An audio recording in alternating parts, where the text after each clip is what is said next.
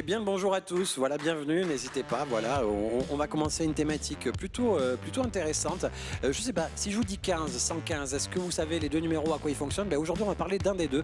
Non pas le 15. Le 15, c'est tout simplement le SAMU, mais le 115, qu'est-ce que c'est? Très peu d'entre nous le savent, l'ont mémorisé. C'est tout simplement un numéro d'urgence aussi. Mais pour quelles urgences? On va parler justement de personnes qui sont potentiellement, qui ont besoin d'être relogées de manière urgente pour la nuit, tout simplement. Donc le 115 va pouvoir les aider à ça.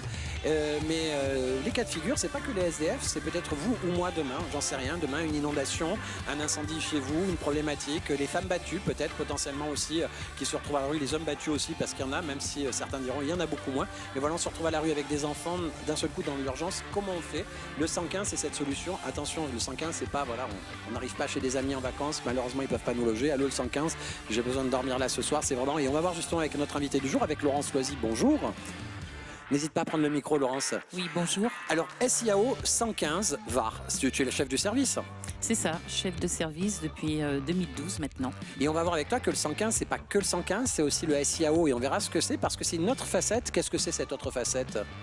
Disons que le 115 répond davantage à un dispositif d'urgence, mais il va venir être le premier maillon de la chaîne en fait du SIAO. Le SIAO, c'est la continuité des parcours, c'est proposer des solutions beaucoup plus pérennes que c'est-à-dire un vrai logement.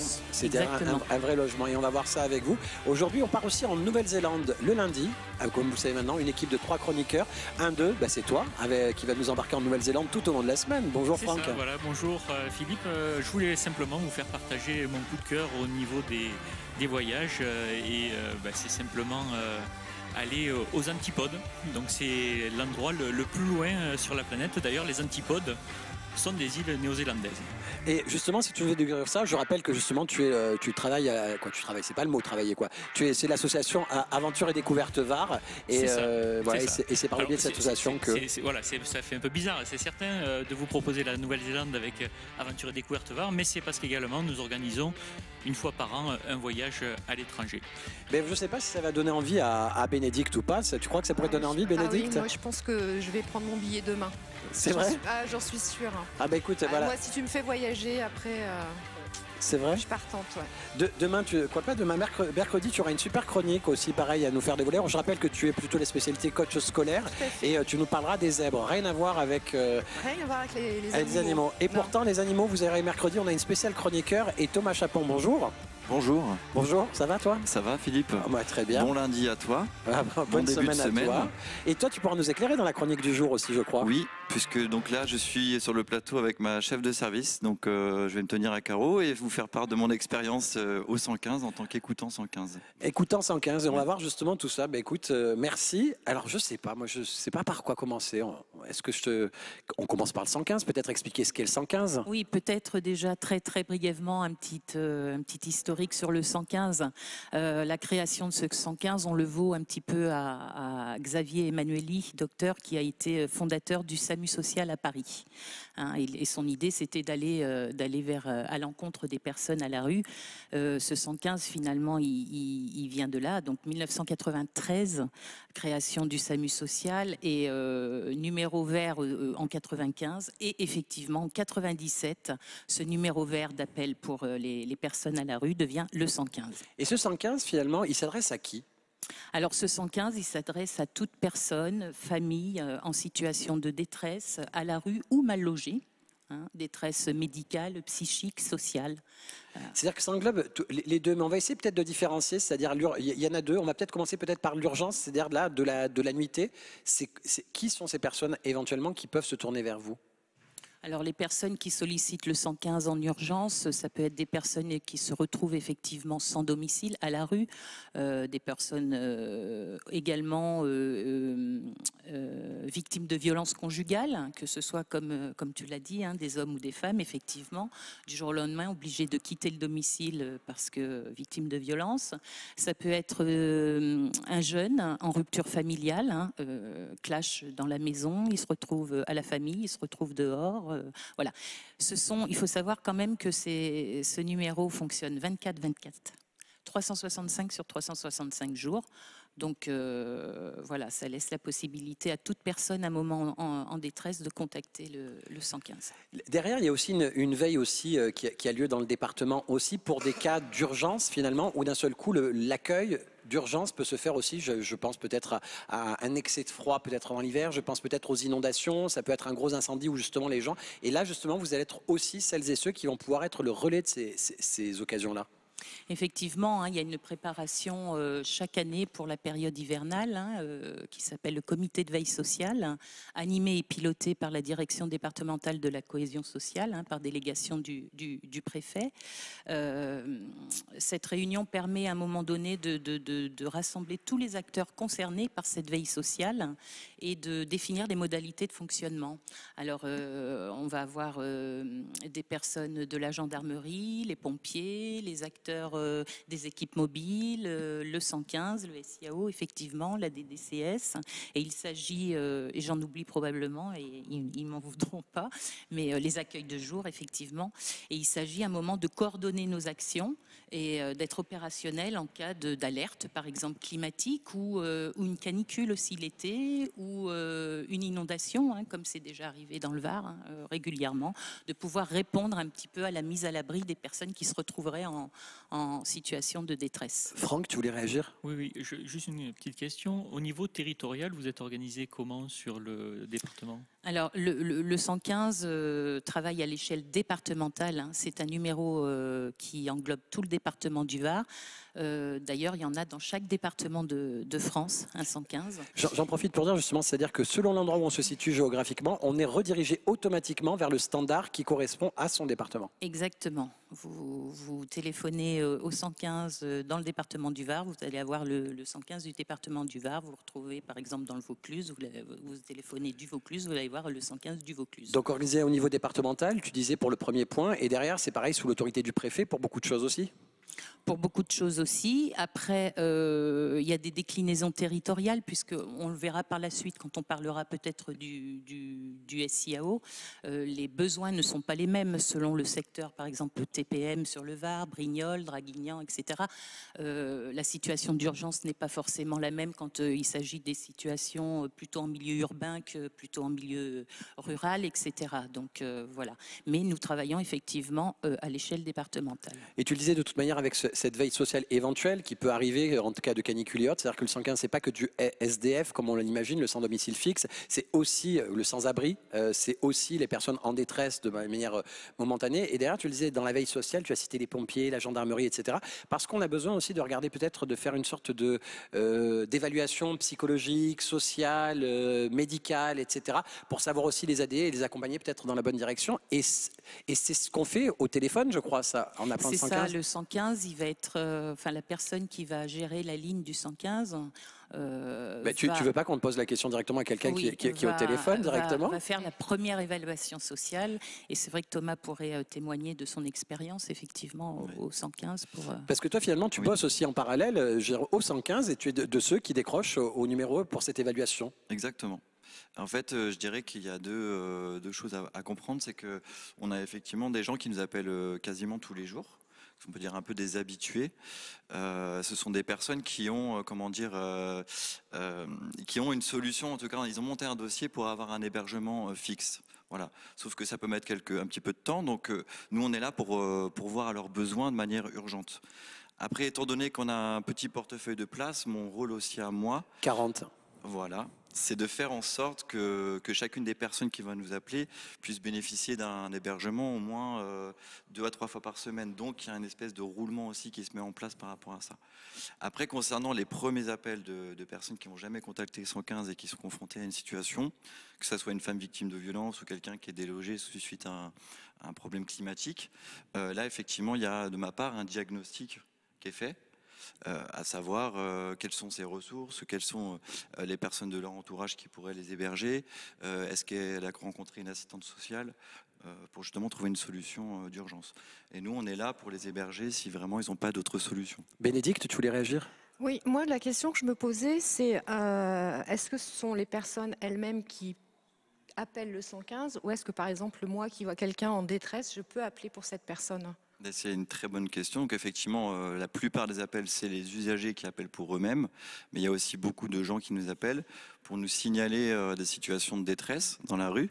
Et donc c'est à cette occasion qu'on fait intervenir l'EMPS, qui est la brigade mobile, un petit peu nos collègues qui sont sur le terrain et qui viennent à la rencontre des personnes et qui peuvent aussi les emmener dans des centres d'hébergement d'urgence pour y passer la nuit. Tu voulais réagir, vas-y. Peut-être pour compléter, et merci Thomas pour cet échange, mais du coup le 115 c'est aussi une réponse qui peut être immédiate, mais une fois que l'écoutant effectivement a fait une évaluation sociale, et des fois on s'aperçoit que la personne n'est pas dans l'urgence immédiate. Donc le 115, il va aussi s'assurer, à un moment donné, de donner la bonne réponse à la personne, c'est-à-dire de s'assurer qu'elle bénéficie d'un accompagnement. Une personne qui va vous dire, par exemple, je ne suis pas à la rue aujourd'hui, mais je vais l'être dans une semaine. Voilà, donc le 115, c'est aussi ça. C'est une fois la première évaluation faite, c'est une orientation adaptée pour aider, pour accompagner cette personne qui, à un moment donné, risque de se retrouver à la rue, effectivement. Et enfin, les équipes mobiles sont un petit peu... si je peux le dire ainsi, les yeux aussi du 115, hein, puisque quand nous, on a besoin à un moment donné de les contacter en disant « bon, je sens que cette personne est très vulnérable, ce serait bien que vous allez la rencontrer ». Voilà, c'est vraiment un binôme au quotidien, hein, équipe mobile 115, vraiment. J'en profite juste pour terminer, c'est-à-dire que ce numéro de téléphone, c'est-à-dire que les gens qui appellent peuvent appeler plusieurs fois par jour parce que, je vais dire, ils viennent aussi des fois parce qu'ils ont besoin aussi d'écoute. Ils ont peut-être besoin d'être dirigés vers les centres d'accueil que vous allez faire peut-être aussi GPS au téléphone parce qu'ils vous font confiance. C'est-à-dire que derrière l'écoute téléphonique, elle va au-delà de juste remplir une fiche et leur dire j'ai une place ou j'ai pas une place. Exactement, le 115 c'est aussi un lien puisqu'on s'aperçoit qu'il est même arrivé des personnes qui avaient des solutions qui continuaient aussi à appeler, hein. Donc c'est un vrai lien. Une personne qui est dirigée sur un centre d'hébergement qui se perd va contacter le 115 pour demander sa route, va contacter le 115 pour savoir si son dossier pour des solutions beaucoup plus éloignées, plus on va dire pérennes a abouti, va aboutir dans combien de temps, etc. Donc oui, c'est pas qu'une réponse d'hébergement, effectivement. Alors, la transition est un peu délicate, mais c'est une manière aussi de... on va partir en Nouvelle-Zélande, histoire de... Voilà, on va prendre une sorte de bouffée d'oxygène, et on va partir en Nouvelle-Zélande, et je repense à un personnage dont on reparlera mercredi. Je repense à Honorine Rondello, justement, qui était l'ancienne doyenne des Français, qui disait à chaque fois que grâce à la télé, elle aimait voyager, chose qu'elle ne pouvait plus faire. Et c'est aussi ce que tu vas nous permettre aujourd'hui, de pouvoir voyager grâce à l'écran. C'est ce que je vais essayer de faire, justement, de vous amener donc dans cette destination coup de cœur en Nouvelle-Zélande. Donc, pour vous situer un petit peu le pays, c'est à l'est de l'Australie et on va dire à plus de 19 000 km de la France. En gros, après la Nouvelle-Zélande, on change de date. C'est-à-dire le fuseau horaire de 12 heures change et on change de date. On ne peut pas aller plus loin. Mais ça vaut vraiment le coup. C'est en gros 28 heures d'avion. C'est assez éprouvant pour y aller. Mais quand on arrive là-bas, c'est vraiment un enchantement. Et malgré certaines contraintes qu'on ne connaît pas forcément, qui sont que malheureusement, c'est un endroit où on a le trou dans la couche d'ozone au-dessus de ce territoire. Et donc, il faut se mettre tous les jours de la crème solaire pour ne pas attraper des coups de soleil. On est également sur la ceinture de feu du Pacifique, donc c'est un pays où on a une activité sismique très forte, donc c'est ce qui en fait aussi des paysages extraordinaires. Et également, on le verra dans la petite vidéo, malheureusement. Tu as filmé justement plusieurs épisodes et tout au long de la semaine, on va voir. Et aujourd'hui, la première étape, c'est quoi? Alors, la première étape, on va arriver à Christchurch sur l'île du Sud. Et donc l'île, on part directement de Flassan pour arriver, et on le voit, on arrive vraiment au bout du monde. Donc en Nouvelle-Zélande, Christchurch, qui est une ville-jardin en fait, avec un microclimat, donc un endroit assez spectaculaire, la petite Venise en fait de ce pays, puisqu'avec de nombreux canaux qui traversent la ville, donc vous pouvez faire des balades. La période idéale étant le printemps, encore une fois, pour le fleurissement et le côté végétation qui est assez spectaculaire. Et donc, comme je vous le disais sur cette ville, donc j'y suis allé à deux époques différentes. Et vous allez voir le petit montage photo qui va suivre, photo vidéo je dirais même, qui va suivre, va vous donner 2 étapes. Donc là c'est Christchurch de nos jours, c'est-à-dire après un très gros tremblement de terre où la moitié de la ville s'est enfoncée. Donc les villes, les rues qui sont totalement désertes, les immeubles qui ont pris feu. Donc quand on dit la ceinture de feu, donc c'est vraiment une ville qui a énormément souffert, mais qui renaît petit à petit. Vous voyez la cathédrale qui s'est complètement effondrée. Donc toute cette ville qui est une ville quand même très jeune, avec le côté qu'on peut retrouver victorien, anglo-saxon aussi de ces bâtiments, donc renaît petit à petit. Donc il y a cette force qu'on connaît dans ce pays via l'image qu'on peut avoir de l'équipe de rugby. Donc ils sont très forts et ils renaissent. Donc d'ailleurs voilà, la ville renaît au départ dans des conteneurs et elle se reconstruit petit à petit. Donc là on repart sur un coin donc sur l'ouest de cette île. Donc là c'est à Akaroa, c'est la baie où les Français sont arrivés pour la première fois. Donc au XVIIIe siècle. Et ce qui est assez original, c'est qu'on se retrouve là au bout du monde. Et à Akaroa, on arrive dans les villes, tous les noms des restaurants, les rues ont des noms français. Vous voyez, sur les restaurants, c'est des drapeaux français. Ils ont les fêtes le 14 juillet. C'est assez sympathique. Et ce qui est magnifique dans ce pays, c'est qu'on passe de la côte pacifique et on remonte dans les Alpes, parce que la chaîne de montagnes qui serpente toute l'île du Sud, donc s'appelle la chaîne des Alpes néo-zélandaises. Oui, comme quoi les Français sont venus par là. Hein. C'est ça. Donc avec l'église qui est la plus photographiée au monde d'ailleurs, qui est au bord de ce lac. Et donc on arrive au milieu de cette chaîne alpine, avec des sommets, les vallées glaciaires comme on peut retrouver dans les Alpes européennes. Donc le Mont Cook qui est leur plus haut sommet. Et donc là pareil, on est sur un sommet donc, qui était à 3753 mètres. Et qui a perdu, suite à un tremblement de terre, 30 mètres d'un coup. Donc la région est très sensible. Et là, voilà, le survol de ces Alpes et de ces glaciers, puisqu'on a de nombreux glaciers, le glacier de Fox, le Tasman glacier, donc avec des glaciers qui partent sur 19-20 km, certains qui arrivent quasiment au bord de mer sur la côte ouest, côté mer de Tasmanie. Et donc la particularité de ce pays, c'est qu'ils sont amateurs de sport extrême. C'est-à-dire quand on prend l'avion pour survoler les glaciers, en fait on atterrit sur le glacier, on chausse les skis et on descend sur 19 km, il n'y a pas de remontée mécanique. Et c'est vraiment voilà, le ski extrême, des sentiers de randonnée qui circulent bien sûr tout autour de ces glaciers, des paysages somptueux. Est-ce que tu as skié au fait ? Alors le jour où je vais skier, il y a une tempête de neige, donc je n'ai pas pu skier. Mais on le verra sur un autre jour. J'ai fait une descente en rafting avec les plus grosses cascades du monde en fait.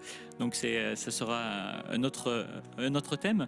Et donc là on redescend des montagnes en repassant par les vallées avec les montagnes dolomitiques pour redescendre directement sur la côte pacifique. Toujours des paysages, donc sur très peu de distance, c'est ça qui est important. C'est ce que j'allais te dire. Vraiment là on a des paysages mais complètement différents, variés, que ça soit du bord de mer, du lac, etc. C'est incroyable. Donc sur très peu de distance. Donc après l'élevage qui est en fait l'emblème de l'agriculture en Nouvelle-Zélande, donc il y a plus de moutons que d'habitants. On a l'impression de voyager dans différents pays en très peu de temps. C'est ça. Donc c'est un des gros avantages sur ce pays. C'est vrai qu'on peut penser la Californie, les grands paysages, mais là c'est beaucoup de kilomètres, alors que là vraiment on passe des Alpes au bord de mer, au volcan. Et tout à l'heure il y a un deuxième petit épisode. Il fait combien de temps le deuxième petit épisode ? Un tout petit peu moins normalement. D'accord. Voilà. Okay. Mais on change encore de décor. D'accord, on va voir le deuxième épisode et tout au long de la semaine, voilà, on va voir d'autres épisodes sur cette Nouvelle-Zélande et on va revenir à la thématique du jour. Merci, c'est vraiment chouette, c'est agréable. Ça nous a fait voyager, non ? Ah oui. C'est vraiment chouette, c'est sympa. Ah, mais toi tu prends ton billet, t'as dit demain. Ah oui, donc... demain je prends mon billet. Non, mais ça m'a fait beaucoup penser aussi à toute la diversité des paysages qu'on peut aussi avoir en France. Et c'est vrai que c'est assez tentant. C'est exactement ça. C'est-à-dire, on peut avoir ça en Europe parce qu'on l'amène à l'échelle européenne, mais là-bas, le truc en plus, c'est le côté volcanique, en fait, qu'on verra un peu plus tard. Parfait, merci. Et on va revenir à notre thématique du jour, SIAO 115, avec toi, Laurence Loisy, chef du service SIAO 115. On a dit le 115, et il y a cette petite facette SIAO aussi, pareil, qu'on pourrait redéfinir. Et après, j'aimerais bien qu'on diffuse juste après un petit film qui va expliquer finalement qui chapeaute vraiment, puisque c'est une délégation justement pour gérer ce 115 et ce SIAO. Oui, en effet. Donc, du coup, le SIAO, déjà peut-être dans sa définition, service intégré d'accueil et d'orientation, donc qui a été défini par 2 circulaires de 2010 et 2012, et qui a été juridiquement consacré en fait avec la loi Allure en 2014.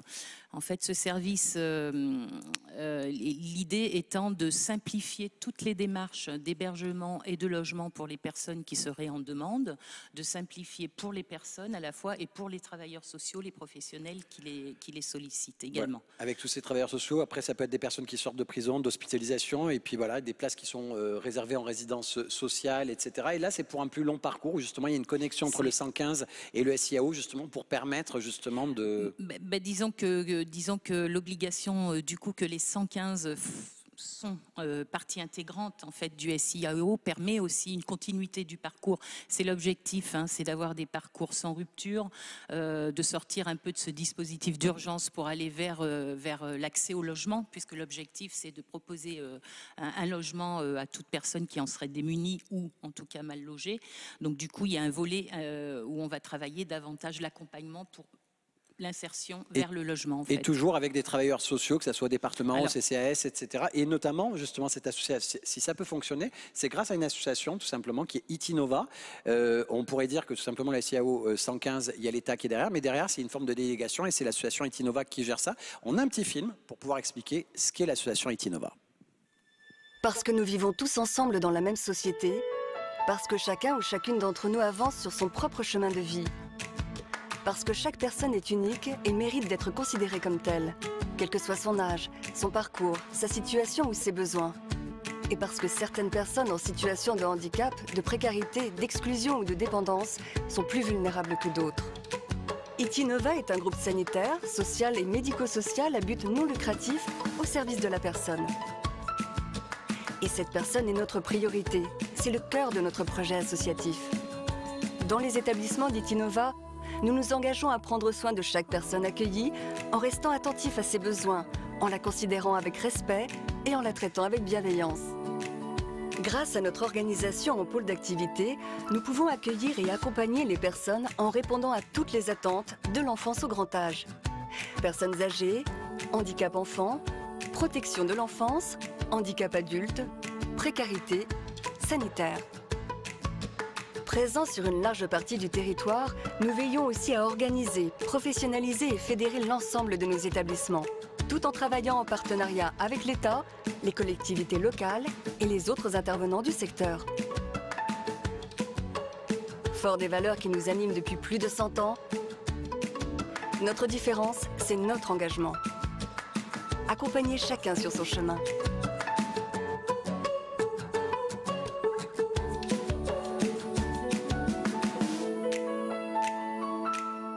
Voilà, c'est Itinova qui est là, qui chapeaute un peu les choses. C'est bien de les mettre en lumière et de voir ce qu'ils font. Et puis derrière, finalement, au quotidien, avec ce 115, ce SIAO, vous avez quasiment trois missions. C'est la régularisation, la coordination et l'observation, parce que l'observation est primordiale pour vous.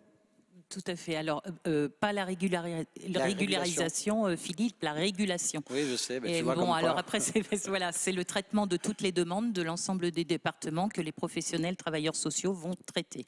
Effectivement, une mission de coordination qui va mettre en synergie un petit peu tous les acteurs concernés par cette prise en charge ou par cette question du mal logement, du sans-abrisme. Essayer de travailler ensemble avec chacun ses connaissances et ses compétences. Je crois qu'on peut améliorer la prise en charge de la personne. Et effectivement, une mission d'observation. Et cette observation est intéressante, tu le disais tout à l'heure, c'est-à-dire que ça peut être la Provence verte, tu as cité Brignoles, TPM, Toulon-Provence Méditerranée et autres. C'est une manière de dire, ben voilà, aujourd'hui vous êtes, et vous avez investi notamment avec un statisticien qui va être bientôt, qui va rentrer dans l'équipe, etc., qui permet finalement de nous aider à nous aussi, les uns les autres, de savoir dans quelle zone on peut développer des logements sociaux, de l'aide, de l'accompagnement. Et je suis en train de... Oui, je vais speed, hein. Tu entends, je speed. Pourquoi? Parce que je me dis, on a encore un sujet à diffuser, tu vois. Donc, et pour ça, je vais lancer tout de suite la parole à Franck, puisqu'il y a le deuxième épisode. Parce qu'initialement, il n'y en avait qu'un de prévu dans l'émission, Ah ben oui. et on en met deux. On en met deux. Eh ben, on continue, du coup, c'est parti donc pour les images. Donc on arrive sur la côte pacifique à Oahu. Donc une ville... Waouh, c'est ça, ça tombe très bien. Ah oui, les noms sont maoris encore pour certaines communes. Donc sur cette côte pacifique, beaucoup de villes de pêcheurs et avec une faune, une flore très très riche.